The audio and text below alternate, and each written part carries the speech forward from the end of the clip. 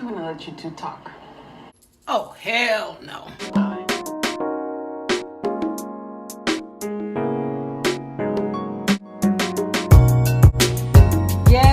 Yes, Black and Sexy TV gave me in this episode of Broken Sexy more information about these women.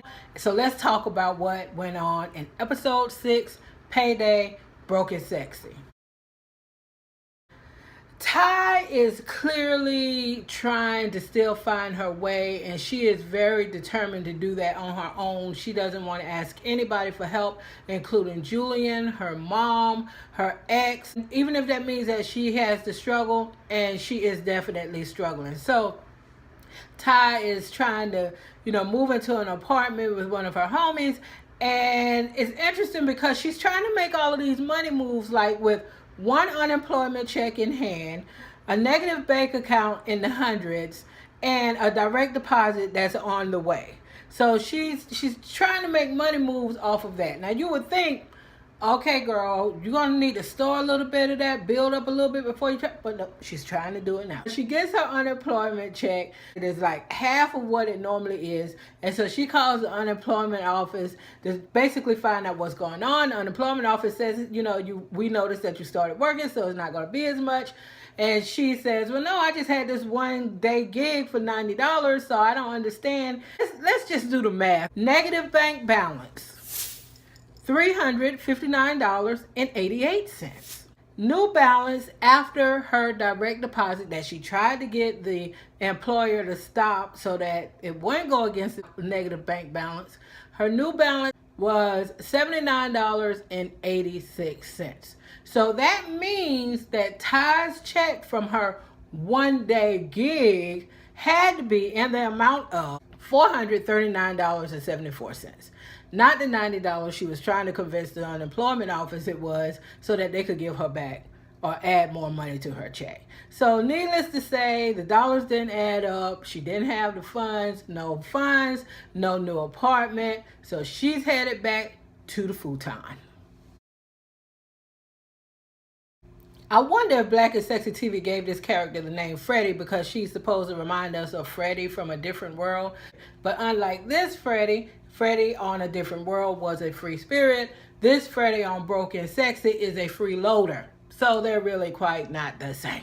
Freddie is just the social media positive vibe guru. And she's Super Soul Sunday, Super Soul Monday, Tuesday, Wednesday, Thursday, Friday, Saturday. She's collecting social media checks from all these different outlets. She's collecting checks for donating blood. So she's not paying her aunt any money. She's having her checks go to Rita's house so that she won't pay her aunt any rent at all. And she's also even bumming off of Rita a bit, expecting even to have a key to her apartment, and she's not contributing anything. Girl, bye. She's just a bum. Freddie is just a straight up bum. She could act all like, and all. No, she's a bum. But we get the pleasure of seeing Evelyn from the internets. I love Evelyn from the internets.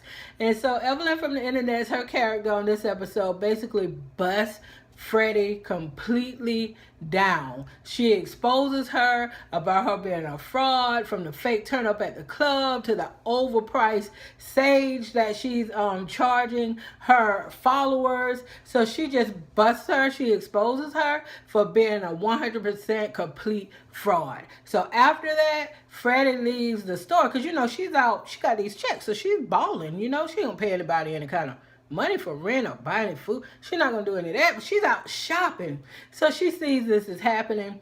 She checks all the social media sites. She's not so upset. She leaves the store and she's pouting like a 3-year-old. Girl, bye. Like Evelyn from the internet said, do something with your life. Rita has the deeper, more serious storyline out of the 3 women. So Rita has gotten caught up in this DACA bullshit under the white supremacist predator and chief. We find out that she's a Haitian immigrant.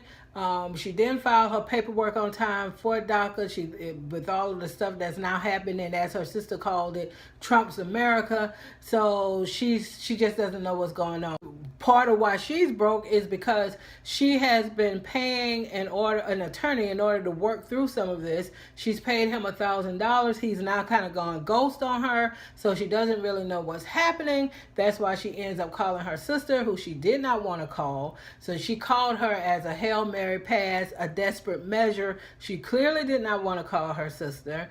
And you could tell from the exchange between the two that I think they must have different moms, because her sister referred to Rita's mom as your mother. She tells her sister about the situation that she's in now, and that she really needs more help, like to try to pay someone else to kind of get these things moving. And her sister's solution is that she needs to marry Brother Jonas. She wants her sister to marry Brother Jonas. She's like, I don't have any money. I can't help on this. What are you going to do? You're going to go back to Haiti and go back to live with your mother? And so she's like, look, your best bet is that you need to marry Brother Jonas. You can just stay married to him for 3 years and then you can divorce him. But that's the easiest solution. He wants to marry you. He's interested in you. He doesn't want anything from you, no money or anything. He wants to do this for you, is what she tells Rita. So we get to see this Jonas.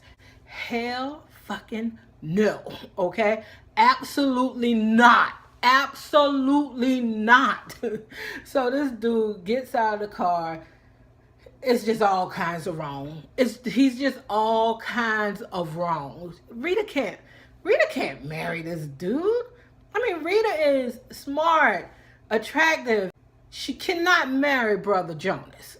Her sister leaves so that the two of them can talk, and that's the end of this episode. So I would tell you, this is what I think the storyline should do, because I think it would be very interesting, and we've never seen this before on Black and Sexy TV. If it turns out that Rita's paperwork doesn't work out any other way, something doesn't happen, the legislation, blah blah blah, to make it like not a problem with DACA anymore. So let's just assume everything's going to stay as it is in its current state. This would be an interesting storyline. Rita should marry to stay in the country, but guess who she should marry? Rita should marry Freddie. It'll solve two problems. Rita could stay in the country because she is now legally married, and she could marry Freddie.